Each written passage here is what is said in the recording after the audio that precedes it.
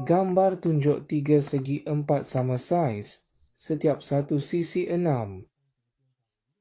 Cari luas segitiga ABC. Lihat gambar ini. Luas segitiga ABC kawasan berlorek. Perhatikan kawasan berlorek, luas segitiga ABC.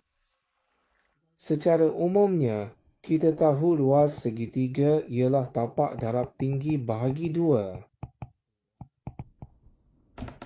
Baik, kita perhatikan segitiga ini. Ya, tapak segitiga ini ialah CB dan tingginya ialah CF.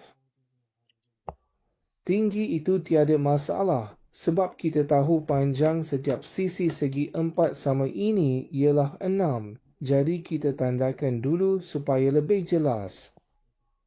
Setiap sisi adalah 6, jadi tingginya boleh didapati. Tetapi bagaimana kita nak cari tapaknya? Kita tak dapat cari, memang tak boleh cari, jadi tak boleh kira secara langsung. Jadi, macam mana sekarang?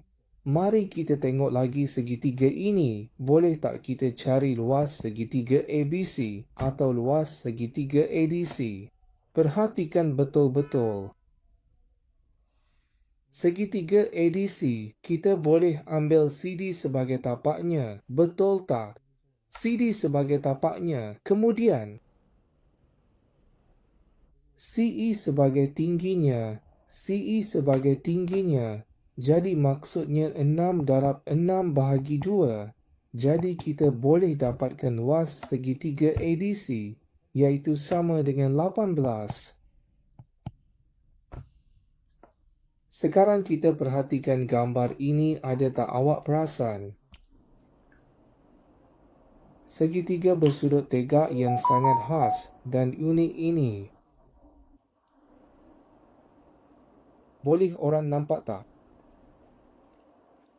Jadi, segitiga bersudut tegak ini adalah sama. Sama juga dengan segitiga bersudut tegak yang satu lagi. Ini bermaksud apa? Ini bermaksud panjang sisi segitiga ini, iaitu sisi segitiga ini dan sisi segitiga yang sama saiz. Panjangnya adalah sama, memang sama panjang. Maksudnya, dari AKD, panjang ini macam mana sebenarnya? Panjang dari AKD boleh dibahagikan kepada 3 bahagian ia. Boleh dibahagi kepada 3 bahagian seperti yang telah kita bincangkan. Jadi, kita tahu panjang AB itu bersamaan dengan 2/3 daripada panjang AD. Ya, ini memang betul. Okey. Dalam erti kata lain,